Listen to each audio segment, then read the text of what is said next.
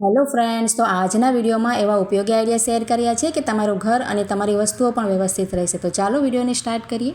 તો જુઓ, આ રીતની જે પ્લાસ્ટિકની પેટીઓ હોય છે ને, આપણે જ્વેલરી વગેરેમાં આવે છે કે બીજી પણ ઘણી બધી વસ્તુઓમાં આવતી હોય છે. તો આપણી પાસે ભેગી થઈ જાય ને તો આપણે શું કરીએ કે ક્યાંય પણ આપણે રાખી દઈએ, તેનો ઉપયોગ ન કરીએ. પણ આજે તેનો તમને ખૂબ જ સરસ ઉપયોગ બતાવું છું. તમને ખૂબ જ ઉપયોગી થશે, તો વિડીયોને એન્ડ સુધી જોજો. તો જો આ રીતના આપણે કોઈ પણ પ્લાસ્ટિકની પેટી હોય ને, જરાક નાની મોટી તમારી પાસે હોય તો પણ તમે લઈ શકો છો. અને ત્યાર પછી આ રીતના કોઈ પણ રેક્ઝિન હોય ને, પોચું નરમ આવે છે ને, સ્પંચ હોય કે તમારે રેક્ઝિન હોય, આપણે રેડીમેડ કપડાં લઈએ ને તેમાંથી નીકળે છે. જો આ રીતે સીટ તેની તે આપણે લઈ લઈશું. અને હવે આપણે તેને છે ને કાતર વડે કટ કરી લેવાની. આપણે જેટલી પણ તમારી પેટી હોય ને તેના માપ પ્રમાણે અંદર આવી જાય ને, સરસ સેટ થઈ જાય ને, એ રીતે આપણે કાતરથી તેનો એક પીસ કટ કરી લઈશું. જુઓ, તો આ રીતે આપણે કટ કરી અને પહેલાં ચેક કરી લેવાનું કે પેટીમાં સરસ ફિટ બેસે છે કે નહીં. જો વધારે નાનું મોટું હોય તો ફરી આપણે સરખું કરી લેવાનું. અને આ રીતના જુઓ, પેટીમાં આપણે તેને સેટ કરી લેવાનું. કઠણ રહે ને, સરસ ફિટ રહે ને, એ રીતે આપણે રાખી દેવાનું પેટીની અંદર.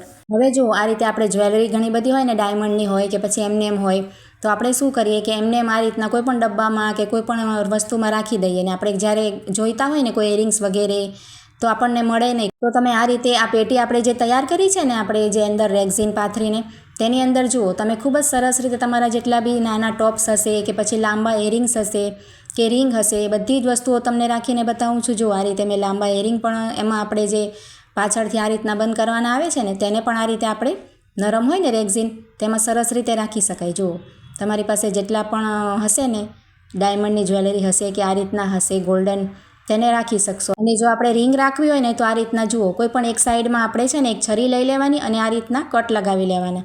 છરીથી સરસ રીતે આપણે ઊંડા કટ લગાવી લઈશું. જુઓ, અને ત્યાર પછી આપણે તમારે જેટલા પણ કટ લગાવો એટલા લગાવી અને આ રીતના રિંગને ઉપર ઊભી રાખી દેવાની. જુઓ, કટમાં સરસ રીતે બેસી જશે. રિંગ હશે ને તો આ રીતે બધા જ કટ જેટલા પણ લાગેલા હોય એટલા તમારે જેટલી પણ વીંટી રાખવી હોય ને એ રીતે સેટ કરી લેવાની.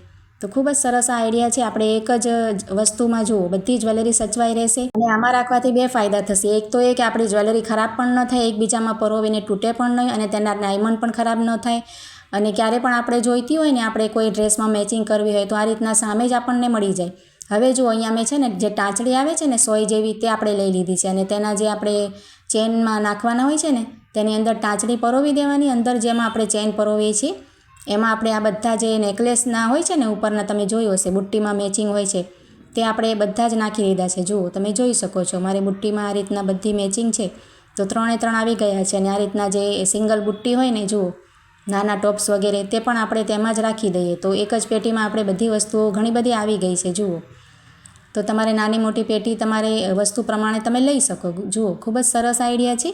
અને આ રીતના ચેન હોય ને આપણી પાસે, જે શોર્ટ ચેન આપણે પહેરીએ છીએ ગળામાં, તેમાં પણ આપણે એક ટાંચડી સોય જેવી હોય છે ને, તેની અંદર આ રીતના પરોવી શકાય. તો ખૂબ જ સરસ રીતે રહેશે. જુઓ, બધી જ વસ્તુ અને એક જ જગ્યા ઉપર રહેશે અને ખૂબ જ સારી રીતે સચવાઈને રહેશે. તો આ આઈડિયા તમને કેવો લાગ્યો કમેન્ટ દ્વારા જરૂરથી જણાવજો. અને સારો લાગ્યો હોય તો એક લાઇક કરજો અને મારી ચેનલને સબસ્ક્રાઈબ કરજો. તો જુઓ, ઘણી બધી વસ્તુ આવી ગઈ ને આ રીતના બંધ કરીને સરસ રીતે ક્યાંય પણ રાખી શકશો. ત્યાર પછી જો આ રીતે આપણે એક બોટલ લઈ લીધું છે. અહીંયા થમ્સઅપના ને બધા બોટલ આવે ને, આ રીતના મેં ગ્રીન કલરનું લઈ લીધું છે. તમારી પાસે કોઈ પણ હોય તો તમે લઈ શકો છો. હવે છે ને આ રીતના નીચેના ભાગમાં આપણે એક ચોક વગેરે લઈ અને આ રીતના તેમાં નિશાન કરી લઈશું. જુઓ, આ રીતના દોરી લેવાનું એટલે આપણે તેને કટ કરતાં ફાવે. જુઓ, પહેલાં આ રીતના આડું મેં નીચેનો ભાગ દોરી લીધો છે અને પછી ઊભી આ રીતના એક લીટી કરી લીધી છે.